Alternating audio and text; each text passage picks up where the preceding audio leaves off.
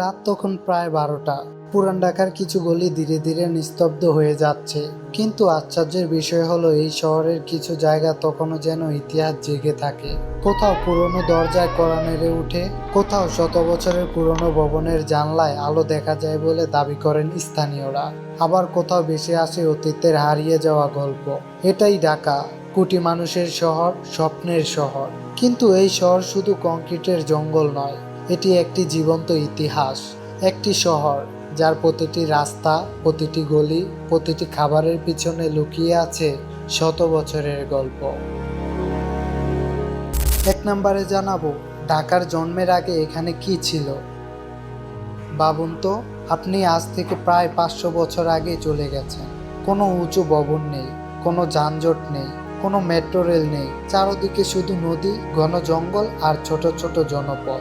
এই জায়গাটাই একদিন বাংলাদেশের রাজধানী হবে, তখন কেউ কল্পনাও করেনি। ঢাকার নাম কেন ঢাকা? ইতিহাসবিদদের মধ্যেও এই প্রশ্নের উত্তর নিয়ে মতভেদ রয়েছে। কেউ বলেন ঢাকেশ্বরী মন্দির থেকে এসেছে ঢাকা নাম, আবার কেউ বলেন মুঘল সেনারা ডাক বাজিয়ে শহরের সীমানা নির্ধারণ করেছিলেন আর সেই ডাক থেকে এসেছে ঢাকা। কিন্তু সত্যি কথা হলো, আজও এর চূড়ান্ত উত্তর ইতিহাস দিতে পারেনি। 2 নম্বরে জানাবো কেন মোগলরা ঢাকাকে রাজধানী বানিয়েছিলেন। 1608 সালে মোগল সুবেদার ইসলাম খান একটি বড় সিদ্ধান্ত নিলেন। তিনি রাজধানী সরিয়ে আনলেন ঢাকায়। কেন? কারণ এই শহরের অবস্থান ছিল অসাধারণ। নৌপথ, ব্যবসা, নিরাপত্তা সবকিছু মিলেই ঢাকা হয়ে উঠেছিল পূর্ব বাংলার সবচেয়ে গুরুত্বপূর্ণ অঞ্চল। বুড়িগঙ্গা, যে নদী একটি শহর গড়ে তুলেছিল, যদি বুড়িগঙ্গা না থাকতো তাহলে হয়তো আজকে ঢাকা শহর থাকতো না। এই নদী দিয়ে এসেছিলেন আরব বণিক, এই নদী দিয়ে এসেছিলেন পর্তুগিজ ব্যবসায়ী, এই নদী দিয়েই ঢাকার ভাগ্য বদলে গিয়েছিল। 4 নম্বরে জানাবো আহসান মঞ্জিলের গোপন গল্প। বুড়িগঙ্গার তীরে দাঁড়িয়ে আছে এক গোলাপি প্রাসাদ, যা এক সময় ছিল ক্ষমতার কেন্দ্র। এখানে বসেছেন নবাবরা, এখানে হয়েছে গোপন বৈঠক, এখানে নেওয়া হয়েছে গুরুত্বপূর্ণ রাজনৈতিক সিদ্ধান্ত। কিন্তু এই প্রাসাদকে ঘিরে জন্ম নিয়েছে অসংখ্য লোককথা। স্থানীয় অনেকেই দাবি করেন গভীর রাতে এখানে অদ্ভুত শব্দ শোনা যায়। যদিও এর কোনো ঐতিহাসিক প্রমাণ নেই, তবুও গল্পগুলো আজও বেঁচে আছে।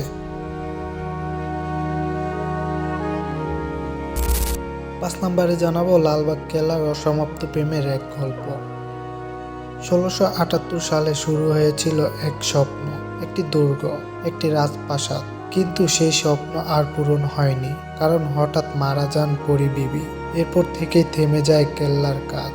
কেউ বলেন এটা ছিল এক অভিশাপ, কেউ বলেন এটা ছিল শোকের প্রতীক, আর সেই কারণেই আজও লালবাগ কেল্লা অসমাপ্ত। 6 নম্বরে জানাবো পুরান ঢাকার খাবারের রাজত্ব। কাচ্চি বিরিয়ানি।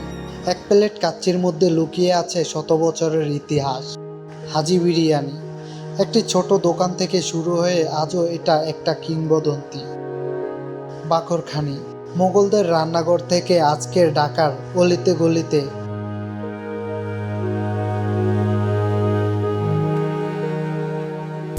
ঢাকা শুধু একটি শহর নয়, এটি স্মৃতির শহর, এটি গল্পের শহর, এটি রহস্যের শহর। আর যতদিন বুড়িগঙ্গা বইবে, ততদিন ঢাকার গল্প বেঁচে থাকবে।